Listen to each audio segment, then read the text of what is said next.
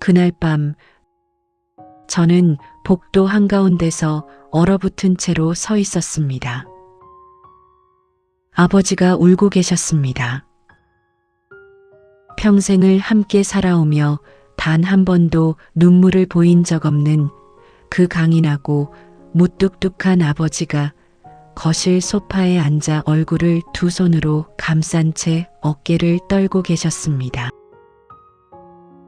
희미한 스탠드 불빛 아래서 아버지의 굽은 등은 너무나도 작아 보였습니다. 이른이 넘은 나이에도 늘 꼿꼿하게 허리를 펴고 계시던 분이 지금은 마치 모든 힘이 빠진 것처럼 축 늘어져 계셨습니다. 저는 숨을 죽인 채 그 자리에 서서 믿을 수 없는 광경을 바라보았습니다. 흐느낌 소리는 애써 참으려는 듯 억눌려 있었지만 그럴수록 더 비참하게 들렸습니다. 아버지의 어깨가 들썩일 때마다 제 가슴도 함께 무너져 내리는 것 같았습니다.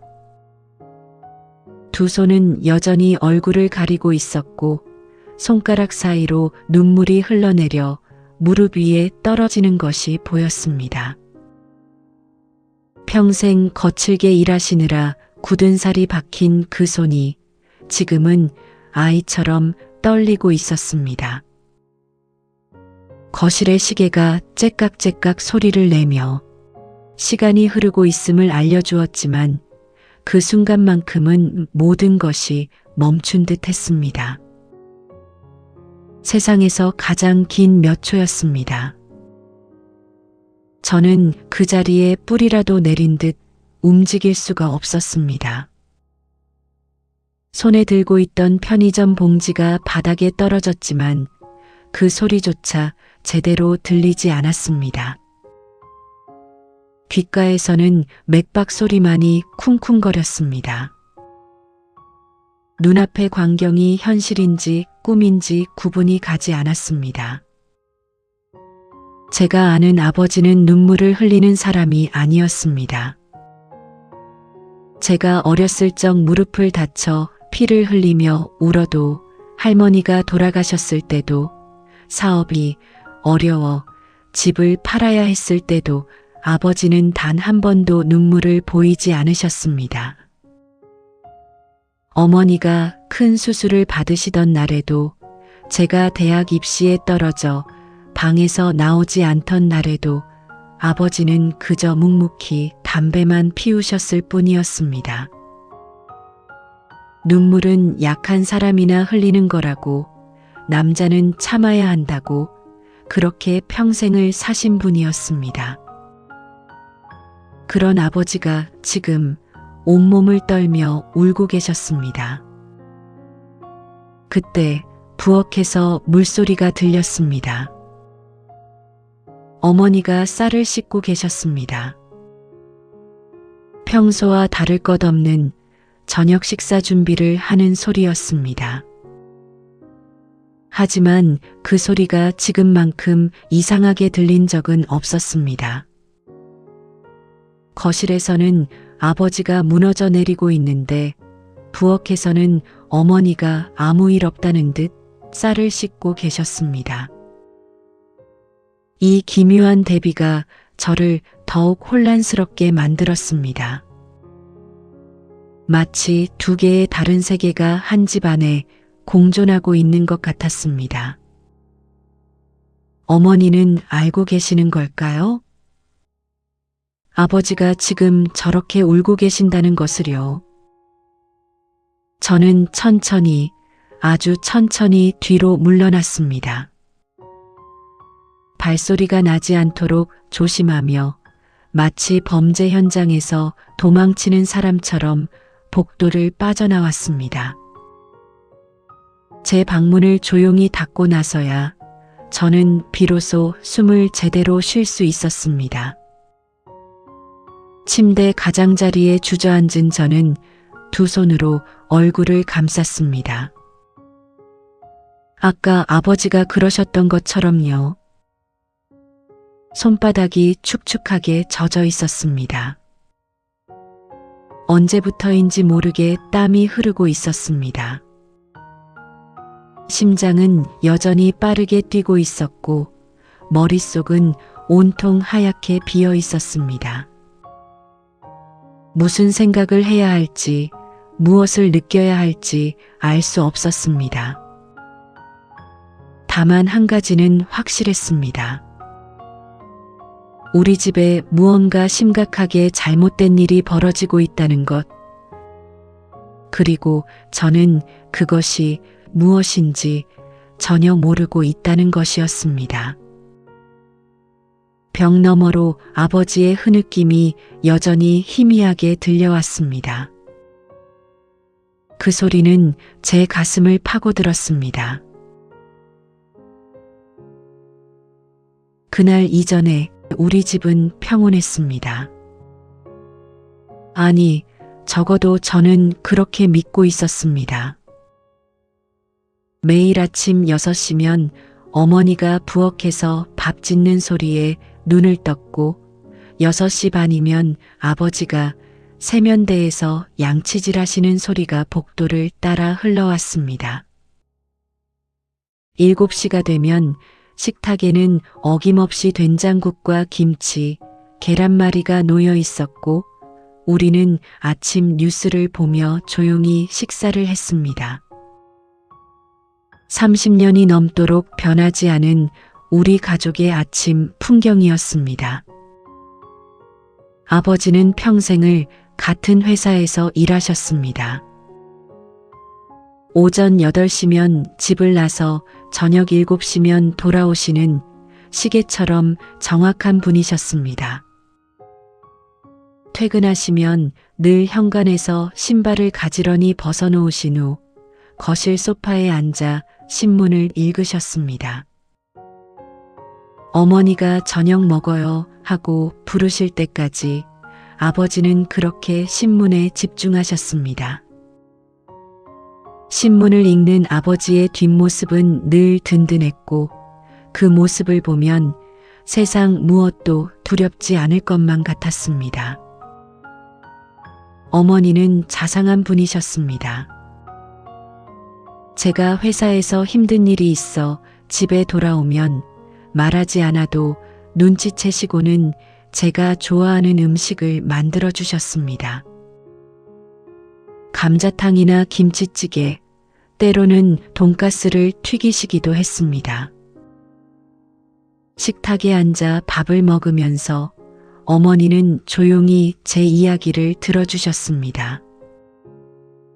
조언을 하시는 것도 아니었고 위로를 하시는 것도 아니었습니다. 그저 들어주시기만 했는데 그것만으로도 충분했습니다. 식사를 마치고 나면 마음이 한결 가벼워져 있었습니다. 우리 집 거실 창문으로는 서쪽 하늘이 보였습니다. 해질녘 이면 노을이 참 아름다웠습니다. 봄에는 연분홍빛이 하늘을 물들였고 여름에는 주황빛이 강렬했으며 가을에는 붉은빛이 깊었고 겨울에는 회색빛 구름 사이로 금빛이 스며들었습니다. 저는 가끔 소파에 앉아 그 노을을 바라보곤 했습니다. 아버지도 옆에 앉아 계셨고 어머니는 부엌에서 설거지를 하셨습니다. 그렇게 흐르는 시간이 영원할 줄만 알았습니다. 하지만 돌이켜보면 균열은 이미 시작되고 있었습니다. 석 달 전쯤이었을 겁니다. 처음 이상한 징조를 느낀 것은요. 그날도 평범한 저녁이었습니다. 저는 회사에서 돌아와 거실 소파에 앉아 TV를 보고 있었고 아버지는 서재에 계셨습니다. 화장실을 가려고 복도를 지나가다가 서재 문틈으로 새어나오는 불빛을 보았습니다. 문이 살짝 열려 있었고 그 틈으로 아버지의 모습이 보였습니다. 아버지는 책상 서랍에서 낡은 앨범을 꺼내보고 계셨습니다. 저는 그 앨범을 본 적이 없었습니다. 우리 집 거실 선반에는 가족사진 앨범이 있었지만 아버지가 들고 계신 것은 그것이 아니었습니다. 아버지의 손가락이 앨범의 한 페이지 위에서 멈췄습니다. 그리고는 한참을 그 사진을 바라보셨습니다. 얼굴 표정은 보이지 않았지만 아버지의 어깨가 미세하게 떨리는 것이 보였습니다. 그 모습이 왠지 모르게 슬퍼 보여서 저는 차마 문을 두드릴 수가 없었습니다. 그냥 조용히 자리를 떴습니다. 화장실에 가는 것도 잊고 제 방으로 돌아왔습니다. 그날 밤 잠을 청하려 누웠지만 아버지의 떨리는 어깨가 자꾸만 떠올라 쉽게 잠들지 못했습니다. 그 이후로 아버지의 작은 변화들이 눈에 들어오기 시작했습니다. 식사 시간에 멍하니 먼 곳을 바라보실 때가 많아졌습니다. 어머니가 말을 걸어도 대답이 늦었고 가끔은 같은 질문을 2번 하셔야 했습니다. 신문을 읽으시다가도 같은 페이지에 시선이 오래 머물러 있었고 TV 뉴스를 보시면서도 무슨 내용인지 제대로 보지 않으시는 것 같았습니다. 평소 식사를 든든히 하시던 분이 밥을 반도체 드시지 못하고 숟가락을 놓으시는 날도 있었습니다. 한 달 전쯤에는 더 이상한 일이 있었습니다.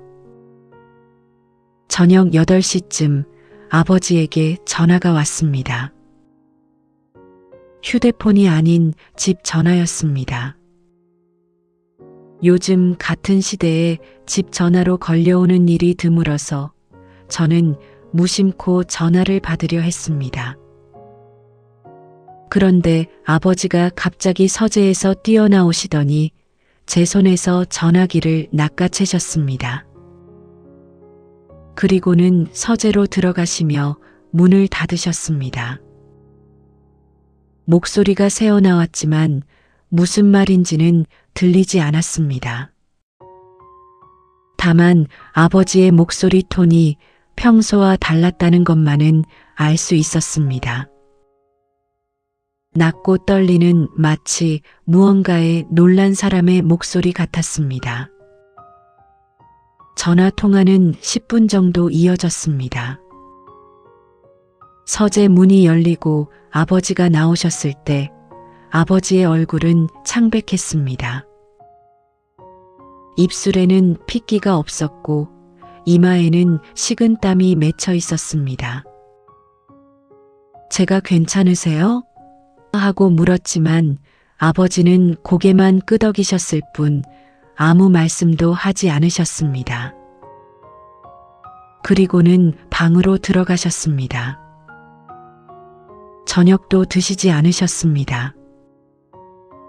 어머니가 걱정스러운 눈으로 방문을 바라보셨지만 역시 아무 말씀도 하지 않으셨습니다.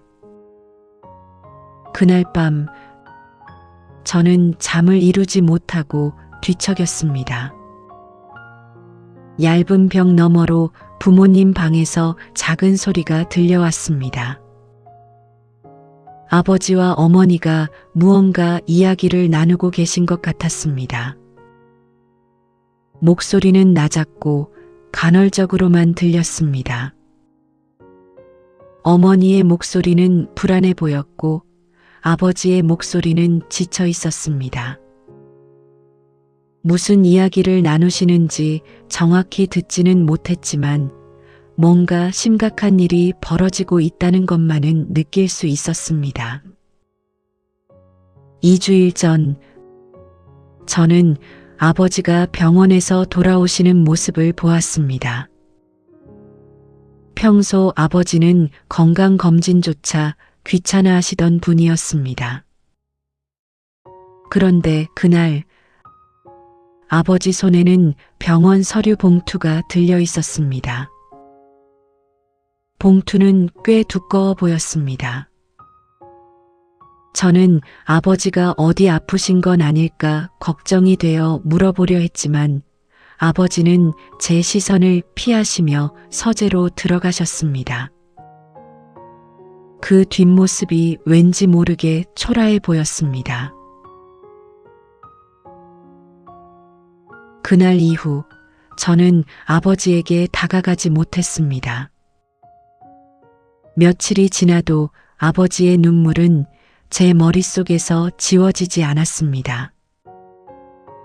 출근길 지하철 안에서도, 회사 책상 앞에 앉아 있을 때도, 퇴근 후 집으로 걸어오는 길에도 그 장면이 계속 떠올랐습니다.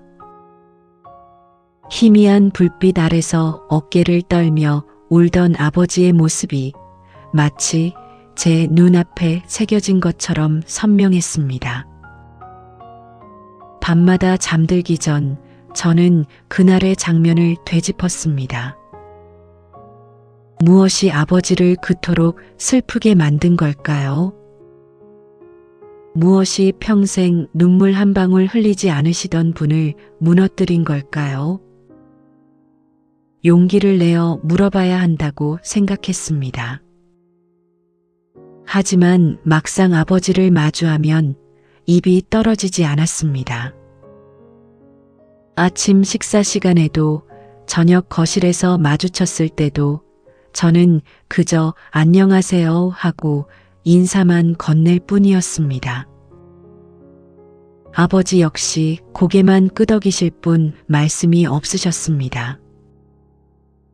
우리 사이에는 보이지 않는 벽이 생긴 것 같았습니다. 예전에는 없던 어색함이 공기 중에 떠다녔습니다. 일주일이 지난 어느 저녁, 저는 결심을 했습니다. 더 이상 이렇게 지낼 수는 없었습니다. 아버지가 서재에 계실 때 저는 조심스럽게 문을 두드렸습니다. 안에서 들어와 하는 목소리가 들렸습니다. 평소와 다름없는 목소리였지만 왠지 모르게 지쳐 있는 것 같았습니다. 문을 열고 들어가니 아버지는 책상 앞에 앉아 서류를 보고 계셨습니다. 안경을 낀 모습이 낯설었습니다. 언제부터 안경을 쓰셨던가요? 아버지. 제가 조심스럽게 입을 열었습니다. 아버지가 고개를 들어 저를 바라보셨습니다. 그 눈빛에는 피로가 가득했습니다. 저는 준비해온 말들이 목구멍에서 막혀버리는 것을 느꼈습니다. 무엇라 말을 해야 할지, 어떻게 물어봐야 할지 알 수 없었습니다. 한참을 망설이다가 저는 겨우 입을 열었습니다. 요즘 괜찮으세요? 그 말이 전부였습니다. 정작 묻고 싶었던 것은 그것이 아니었는데 입 밖으로 나온 것은 그저 형식적인 안부 인사뿐이었습니다. 아버지는 잠시 저를 바라보시다가 고개를 끄덕이셨습니다. 응, 괜찮아. 짧은 대답이었습니다. 그리고는 다시 서류로 시선을 돌리셨습니다.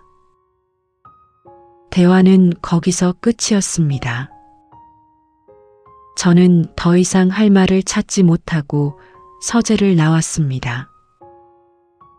문을 닫고 복도에 서서 저는 한숨을 내쉬었습니다.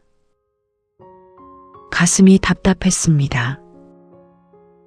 묻고 싶었던 것을 묻지 못했고 들어야 할 것을 듣지 못했습니다. 아버지와 저 사이의 거리가 점점 멀어지는 것 같았습니다. 그날 밤 저는 어머니를 찾아갔습니다. 어머니는 부엌에서 내일 아침 밑반찬을 준비하고 계셨습니다. 시금치를 다듬으시는 손길이 능숙했습니다. 저는 어머니 옆에 서서 조심스럽게 입을 열었습니다. 어머니, 아버지 요즘 이상하지 않으세요? 어머니의 손이 잠시 멈췄습니다. 하지만 곧 다시 시금치를 다듬기 시작하셨습니다. 대답은 없었습니다. 저는 다시 물었습니다. 무슨 일 있으신 거 아니에요? 왜 그러시는 거예요? 어머니가 천천히 고개를 들어 저를 바라보셨습니다. 그 눈빛에는 무언가 복잡한 감정이 담겨 있었습니다. 걱정인지 슬픔인지 아니면 체념인지 알 수 없는 표정이었습니다. 한참을 저를 바라보시던 어머니가 입을 여셨습니다. 아버지 일은 건드리지 마. 목소리는 낮고 단호했습니다. 평소에 부드러운 어머니가 아니었습니다. 저는 그 말에 할 말을 잃었습니다.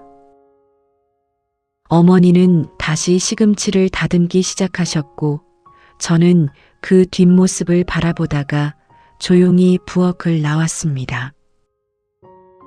그 순간 저는 깨달았습니다. 어머니도 알고 계시다는 것을요.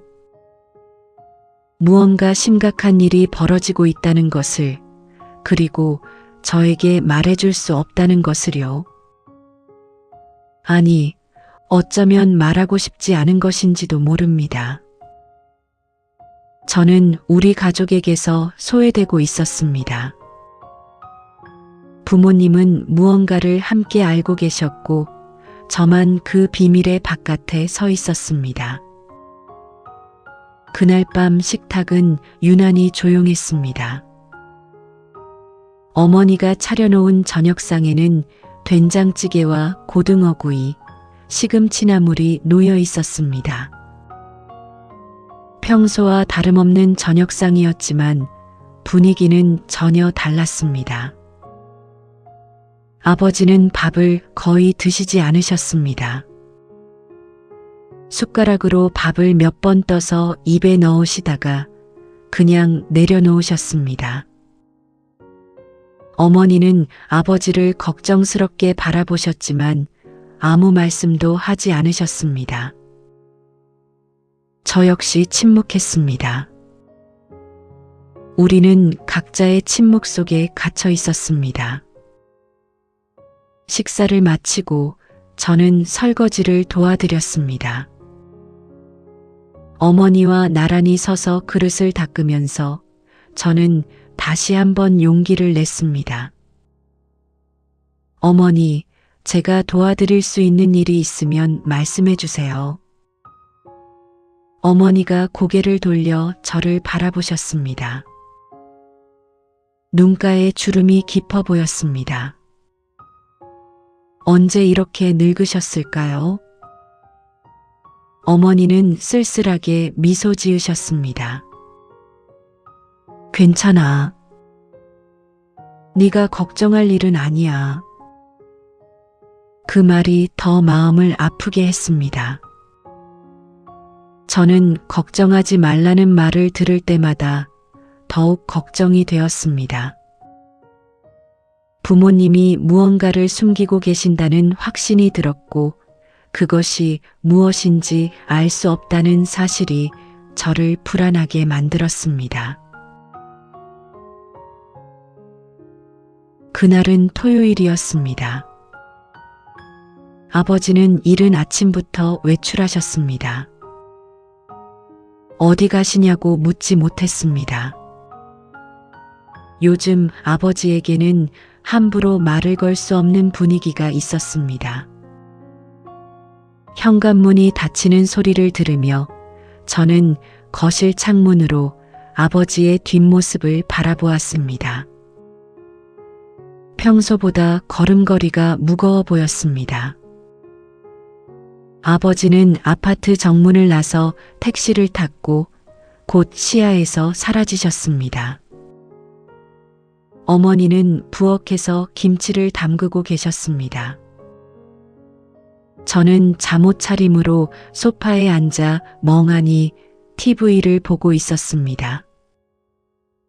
화면에서는 주말 드라마가 흘러나왔지만 무슨 내용인지 귀에 들어오지 않았습니다. 머릿속은 온통 아버지 생각뿐이었습니다. 1시간쯤 지났을까요? 화장실을 가려고 일어서다가 문득 아버지 서재가 눈에 들어왔습니다. 문이 열려 있었습니다. 평소 아버지는 서재 문을 늘 닫아두셨는데 오늘은 서둘러 나가시느라 잊으신 모양이었습니다. 저는 한참을 그 열린 문을 바라보았습니다. 들어가야 할까요? 말아야 할까요? 결국 저는 서재로 걸어 들어갔습니다. 마치 금지된 영역에 발을 들이는 것 같았습니다. 가슴이 두근거렸습니다.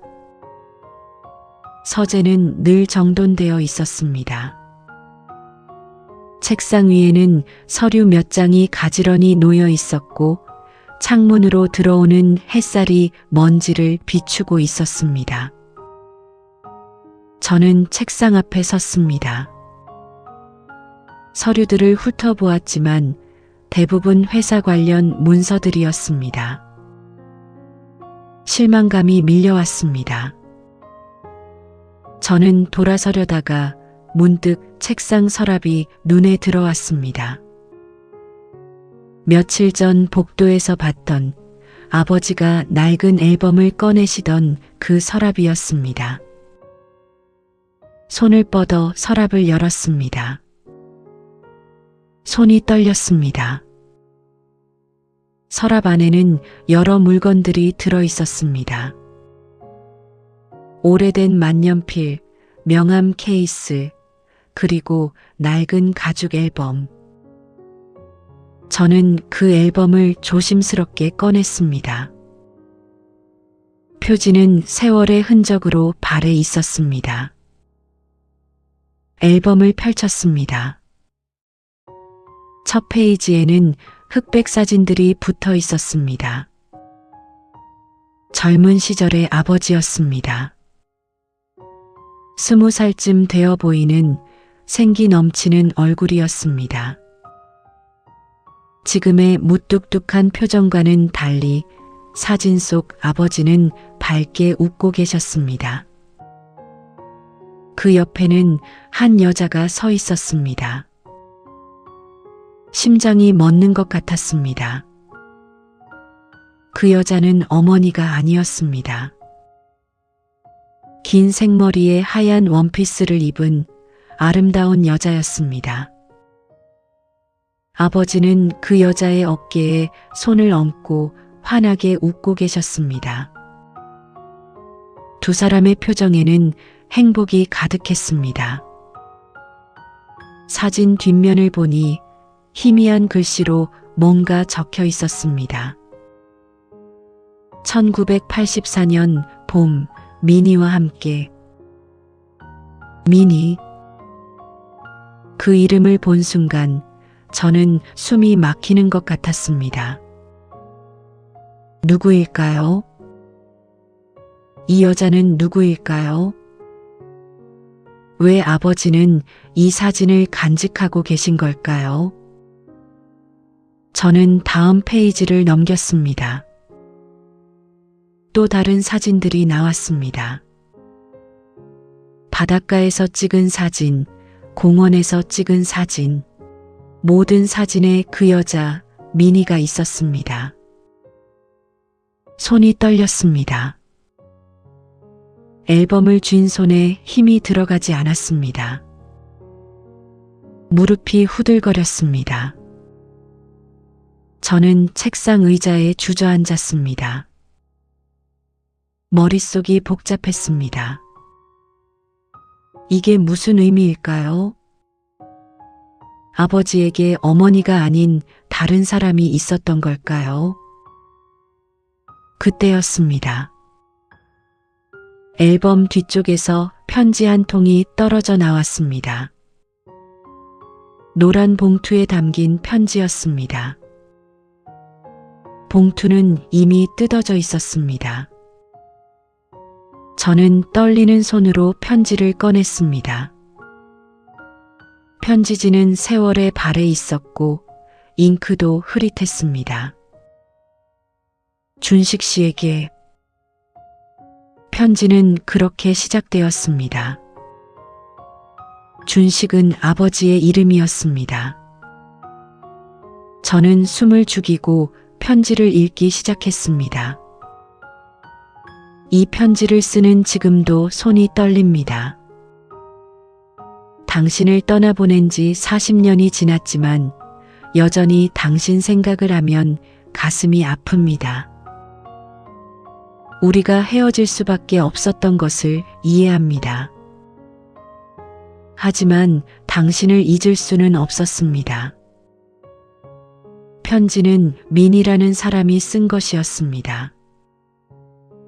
저는 편지를 읽으며 손으로 입을 막았습니다. 이제 저는 오래 살지 못합니다. 병원에서 시한부 판정을 받았습니다. 죽기 전에 당신께 꼭 전해야 할 말이 있어 이 편지를 씁니다. 그 다음 문장을 읽는 순간 저는 숨이 멎는 것 같았습니다. 우리에게 아들이 있습니다. 편지를 쥔 손이 떨렸습니다. 글자들이 흔들려 보였습니다. 저는 몇 번이나 그 문장을 다시 읽었습니다. 우리에게 아들이 있습니다.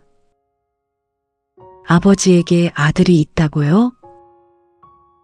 당신과 헤어진 후 알게 되었습니다.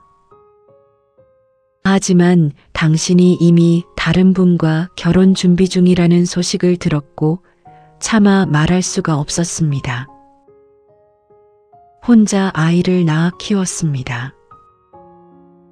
이름은 준호라고 지었습니다. 당신의 이름에서 한 글자를 따서요. 저는 편지를 읽다 말고 고개를 들었습니다. 온몸에 소름이 돋았습니다. 아버지에게 아들이 있다는 것. 그렇다면 저에게는 오빠가 있다는 말인가요? 한 번도 본 적 없는, 한 번도 들어본 적 없는 오빠가요. 이제 준호가 당신을 찾아갈 것입니다. 부디 그 아이를 한 번만이라도 만나주세요. 그 아이는 평생 아버지 없이 자랐습니다. 편지는 거기서 끝이었습니다. 날짜는 석 달 전이었습니다. 편지를 손에 쥔 채 저는 한참을 그 자리에 얼어붙어 있었습니다. 시간이 얼마나 흘렀는지 알 수 없었습니다. 창밖에서는 새들이 지저귀고 아래층에서는 아이들이 뛰노는 소리가 들렸습니다. 평범한 토요일 오후의 풍경이었습니다. 하지만 제가 앉아있는 이 서재 안에서는 세상이 무너져 내리고 있었습니다. 아버지에게 아들이 있다는 것. 제가 모르는 오빠가 존재한다는 것. 40년 넘게 숨겨진 비밀이 있다는 것. 이 모든 사실들이 머릿속에서 폭풍처럼 휘몰아쳤습니다. 손에 쥔 편지가 떨렸습니다. 아니, 제 몸 전체가 떨리고 있었습니다. 아니야, 이건 꿈일 거야. 저는 스스로에게 되뇌었습니다. 곧 깨어나면 평범한 토요일 아침이 시작될 거야. 이 모든 것은 악몽일 뿐이야. 하지만 손에 쥔 편지의 촉감은 너무나 생생했습니다. 바랜 종이의 질감, 흐릿한 잉크 냄새, 구겨진 모서리. 모든 것이 현실이었습니다. 저는 다시 편지를 읽었습니다. 한 글자 한 글자 천천히, 혹시 제가 잘못 읽은 것은 아닌지 확인하며 읽었습니다. 하지만 내용은 변하지 않았습니다. 우리에게 아들이 있습니다. 그 문장은 여전히 거기 있었습니다. 문득 머릿속에서 퍼즐 조각들이 맞춰지기 시작했습니다. 석 달 전부터 이상해지신 아버지. 낯선 전화를 받고 창백해지셨던 얼굴. 밤마다 서재에서 앨범을 보시던 모습. 병원에서 받아오신 두꺼운 서류 봉투. 그리고 그날 밤 소파에 앉아 울고 계시던 아버지. 모든 것이 연결되었습니다. 아버지는 그 아들을 만나신 거였습니다. 40년 만에 처음으로 자신의 아들을 마주하신 거였습니다. 병원 서류는 아마도 DNA 검사 결과였을 것입니다. 그리고 그 결과가 나온 날 아버지는 무너지셨던 거였습니다. 가슴이 아팠습니다. 아버지의 심정이 조금은 이해가 되었습니다. 평생 모르고 살았던 아들이 갑자기 나타났을 때 그 혼란과 죄책감이 얼마나 컸을까요? 하지만 동시에 분노도 밀려왔습니다. 왜 말씀하지 않으신 걸까요? 왜 혼자서 끙끙 앓으신 걸까요? 그때 현관문 열리는 소리가 들렸습니다. 아버지가 돌아오신 것입니다. 저는 황급히 편지를 봉투에 넣고 앨범을 서랍에 도로 집어넣었습니다. 손이 떨려 제대로 정리가 되지 않았습니다. 서랍을 닫고 서재 밖으로 나왔습니다. 복도에서 아버지와 마주쳤습니다. 아버지는 현관에서 신발을 벗고 계셨습니다. 저를 보시더니 잠시 멈칫하셨습니다. 제 얼굴을 보시고 뭔가 눈치채신 걸까요? 저는 아무 말도 할 수 없었습니다. 목구멍에서 말이 나오지 않았습니다. 아버지를 바라보는 제 눈에는 눈물이 고여 있었습니다. 마침내 아버지가 입을 여셨습니다. 알게 됐구나. 그 한마디였습니다. 질문도 아니었고 변명도 아니었습니다. 그저 담담한 확인이었습니다. 아버지의 목소리는 쉬어 있었습니다.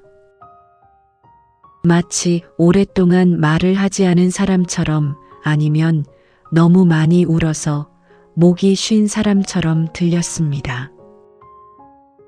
저는 그 목소리를 듣는 순간 눈물이 터져 나올 것 같았습니다. 하지만 참았습니다. 지금 우는 것은 아버지가 아니라 저여야 할 것 같았습니다. 아니, 어쩌면 우리 둘 다 울어야 할 순간이었을지도 모릅니다. 그만큼 이 상황은 비참했고 고통스러웠고 슬펐습니다. 저는 고개를 끄덕였습니다. 예, 알게 됐습니다. 아버지에게 숨겨진 아들이 있다는 것을, 40년 전 사랑했던 여인이 있었다는 것을요. 아버지의 어깨가 축 늘어졌습니다. 마치 오래 견뎌온 무게를 이제 더 이상 견딜 수 없다는 듯이요. 그리고는 거실로 걸어가 소파에 주저앉으셨습니다. 저도 따라 들어가 아버지 맞은편 의자에 앉았습니다. 긴 침묵이 흘렀습니다. 거실 시계만이 째깍째깍 소리를 냈습니다. 저는 아버지를 바라보았습니다. 아버지는 두 손을 깍지 낀 채 고개를 숙이고 계셨습니다. 어떻게 말을 시작해야 할지 모르시는 것 같았습니다. 저도 마찬가지였습니다. 무엇을 물어봐야 할지, 무엇을 들어야 할지 알 수 없었습니다. 한참 만에 아버지가 입을 여셨습니다. 미안하다. 짧은 사과였습니다. 그 두 글자에는 40년의 무게가 실려 있었습니다. 아버지의 목소리는 떨렸고 눈가에는 눈물이 맺혀 있었습니다. 저는 그 모습을 보며 가슴이 무너져 내렸습니다. 평생 강인하셨던 아버지가, 눈물 한 방울 보이지 않으셨던 아버지가 지금 제 앞에서 무너지고 계셨습니다. 그 모습이 너무나 처연했습니다. 어떻게 위로해야 할지, 어떻게 반응해야 할지 알 수 없었습니다. 저 또한 무너지고 있었으니까요. 우리는 둘 다 이 진실 앞에서 무력했습니다. 저는 떨리는 목소리로 물었습니다. 언제 알게 되셨어요? 아버지가 천천히 고개를 들어 저를 바라보셨습니다. 석 달 전이다. 미니가 세상을 떠나기 전에 편지를 보냈어. 그리고 그 아이가, 준호가 나를 찾아왔지. 아버지의 목소리는 끊어질 듯 떨렸습니다. 준호라는 이름을 입 밖에 내시는 것조차 힘들어 보이셨습니다. 그 이름 속에는 40년간 알지 못했던 아들에 대한 미안함이, 죄책감이, 그리움이 모두 담겨 있었습니다. 저는 아버지의 얼굴을 자세히 바라보았습니다. 주름이 더 깊어진 것 같았습니다. 머리카락도 더 휘어진 것 같았습니다. 석 달 동안 아버지는 얼마나 많이 늙으신 걸까요? 혼자서 이 비밀을 짊어지고 견디시느라 얼마나 힘드셨을까요? 어머니는 아세요? 제가 조심스럽게 물었습니다. 아버지는 고개를 끄덕이셨습니다. 안다. 준호를 처음 만나던 날 내 어머니에게 모든 것을 털어놨어. 그 말을 듣는 순간 저는 어머니의 심정이 이해가 되었습니다. 결혼한 지 40년이 넘은 남편에게 갑자기 다른 아들이 있다는 사실을 알게 되었을 때 그 충격이 얼마나 컸을까요? 그럼에도 불구하고 아무렇지 않은 척 일상을 유지하시며 김치를 담그고 밥을 지으셨던 어머니. 그 강인함이, 그 고통이 가슴을 찔렀습니다.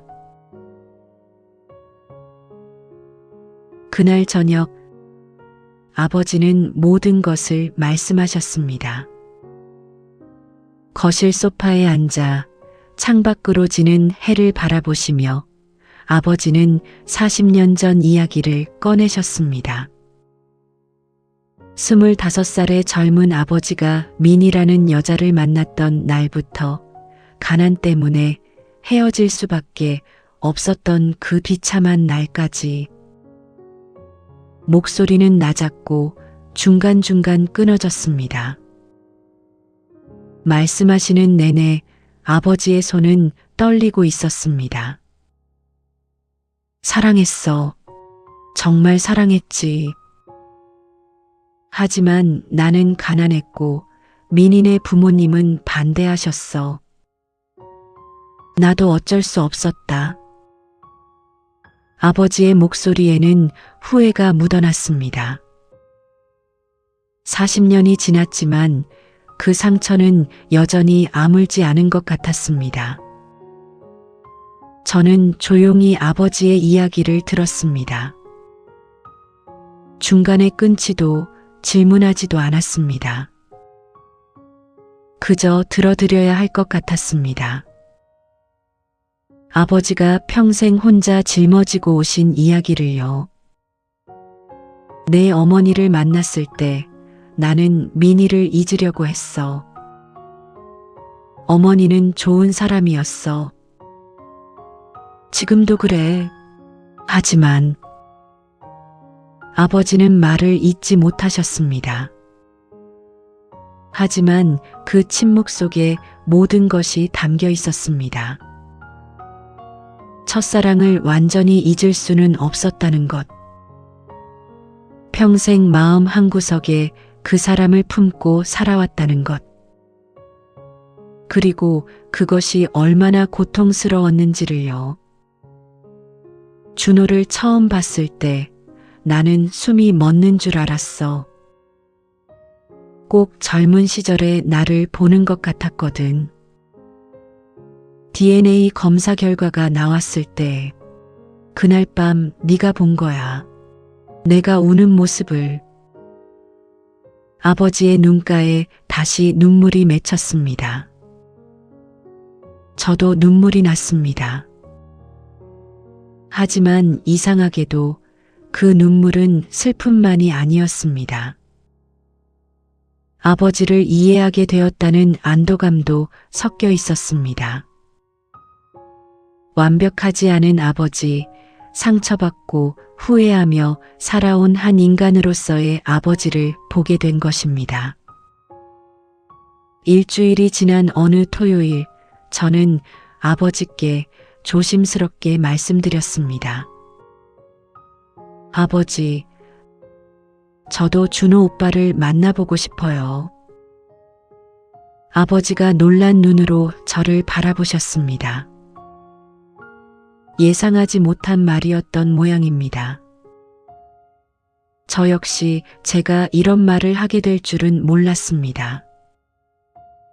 처음 진실을 알았을 때는 분노했고 혼란스러웠고 부모님을 원망했습니다. 하지만 시간이 지나며 생각이 바뀌었습니다. 준호라는 사람도 피해자라는 것을요.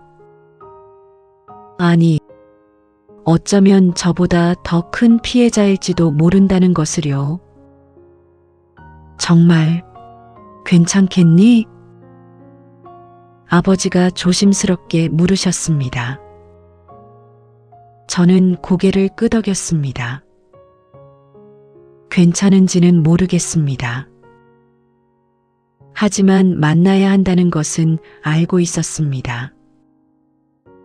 저에게는 오빠가 있었고 그 사실을 외면할 수는 없었으니까요. 그렇게 해서 다음 주 일요일에 만나기로 약속이 잡혔습니다. 장소는 조용한 카페였습니다. 그날 아침 저는 옷을 여러 번 갈아입었습니다.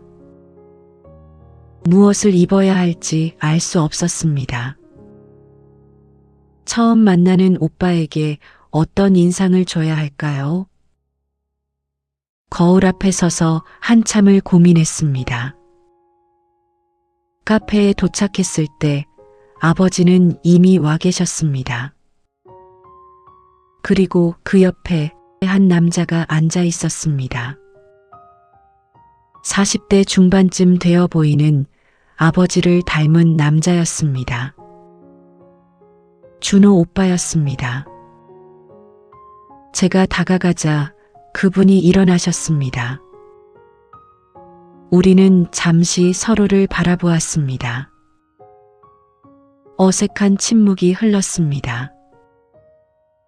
무어라 인사를 해야 할지 알 수 없었습니다. 오빠라고 부르기에는 너무 낯설었고 그냥 이름을 부르기에는 어색했습니다. 안녕하세요. 저는 은주입니다.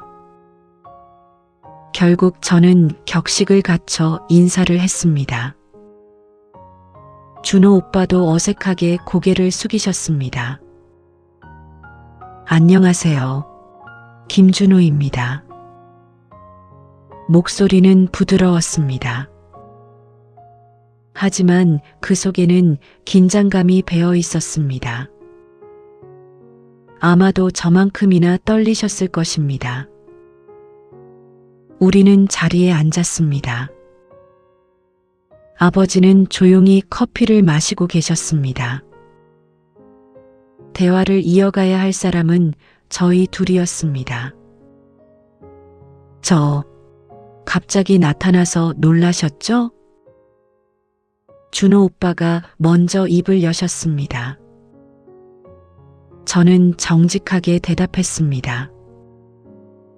네, 많이 놀랐어요. 처음엔 화도 났고요. 오빠는 고개를 끄덕이셨습니다. 이해한다는 표정이었습니다. 그 눈빛에서 저는 뭔가를 발견했습니다. 아버지를 닮은 눈빛.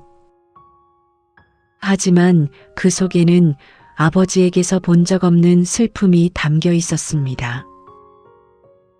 평생 아버지 없이 자란 사람의 슬픔이었습니다. 저도 아버지가 계신 줄 몰랐어요. 어머니는 평생 말씀하지 않으셨거든요. 돌아가시기 직전에야 편지를 남기셨죠? 오빠의 목소리가 떨렸습니다. 어머니라는 단어를 말할 때 그 목소리에는 그리움이 묻어났습니다. 저는 그제야 깨달았습니다. 이 사람도 많이 아팠다는 것을요. 어쩌면 저보다 훨씬 더 오래, 더 깊이 아파왔다는 것을요. 대화는 조금씩 이어졌습니다. 오빠는 혼자 어머니와 함께 살아온 이야기를 들려주셨습니다. 쉽지 않은 삶이었습니다.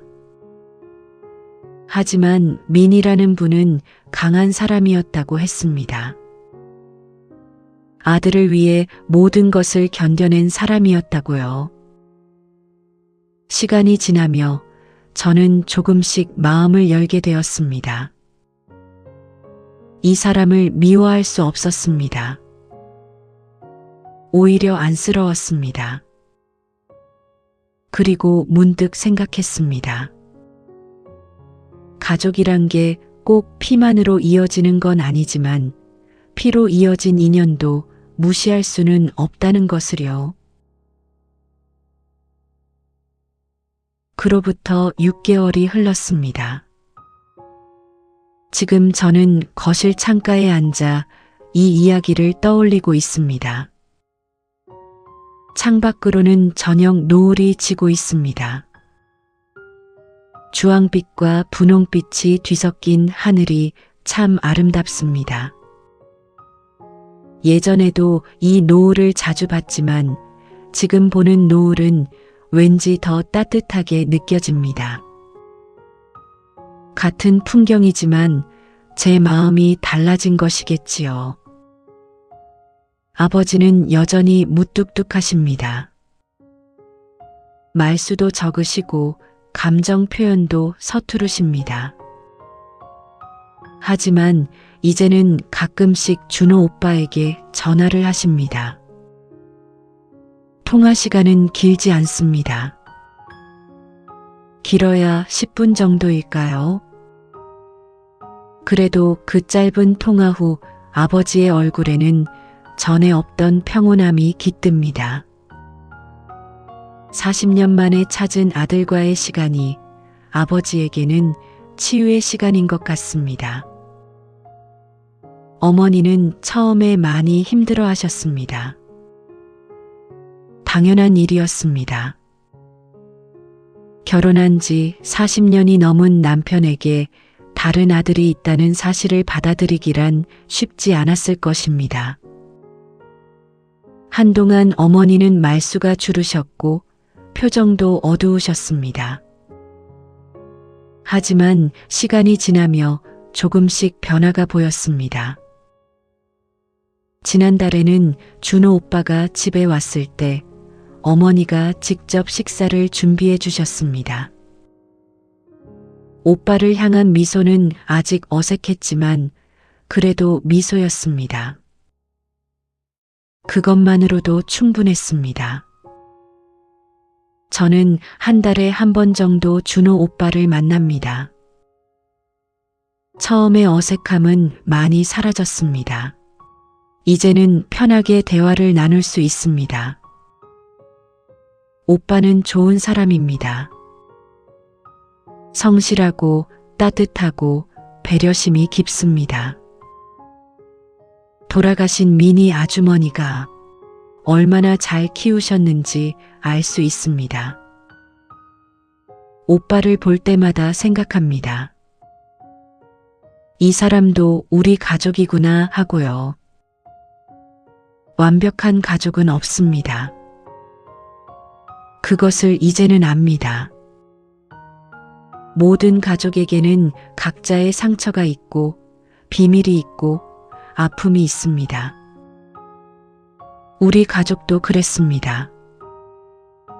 아버지에게는 잊을 수 없는 첫사랑이 있었고 그 사랑의 결과로 태어난 아들이 있었습니다. 어머니는 그 사실을 알게 되었을 때 얼마나 아프셨을까요? 그리고 준호 오빠는 평생 아버지 없이 자라며 얼마나 외로웠을까요? 하지만 이제는 알게 되었습니다. 사랑에도 여러 가지 형태가 있다는 것을요. 아버지가 미니 아주머니를 사랑했던 것도 진실이고 어머니를 사랑하며 평생을 함께 살아온 것도 진실입니다. 두 가지가 모순되지 않습니다. 인간의 마음이란 그만큼 복잡하고 넓고 깊은 것이니까요. 그날 밤 본 아버지의 눈물이 이제는 이해가 됩니다. 그것은 단순한 슬픔이 아니었습니다. 후회와 그리움, 죄책감과 안도감, 그 모든 감정이 뒤섞인 눈물이었습니다. 평생 혼자 짊어지고 오셨던 무게를 조금이나마 내려놓으신 순간의 눈물이었던 것입니다. 저는 창밖을 바라봅니다. 노을은 이제 거의 저물어가고 하늘은 보랏빛으로 물들고 있습니다. 곧 밤이 올 것입니다. 하지만 밤이 온다고 해서 두렵지 않습니다. 밤이 지나면 다시 아침이 올 것을 알고 있으니까요. 여러분도 혹시 가족에게 실망하신 적이 있으신가요? 부모님이 완벽하지 않다는 것을 알게 되어 혼란스러우신가요? 저는 여러분께 말씀드리고 싶습니다. 괜찮다고요. 완벽한 사람은 없습니다. 부모님도 형제자매도 그 누구도요. 우리 모두는 불완전한 존재입니다. 실수하고 후회하고 때로는 상처를 주기도 하지요. 하지만 그럼에도 불구하고 사랑은 계속됩니다. 불완전한 사람들이 서로를 이해하려 노력할 때, 용서하려 애쓸 때, 그리고 함께 앞으로 나아가려 할 때, 그것이 바로 진정한 가족이 아닐까 싶습니다. 밤하늘에 별들이 하나둘 떠오르고 있습니다. 어둠 속에서도 빛나는 별들처럼 우리의 삶에도 희망은 있습니다. 아무리 어두운 밤이라도 별은 빛나고 있으니까요. 오늘 하루도 수고 많으셨습니다. 부디 편안한 밤 되시길 바랍니다.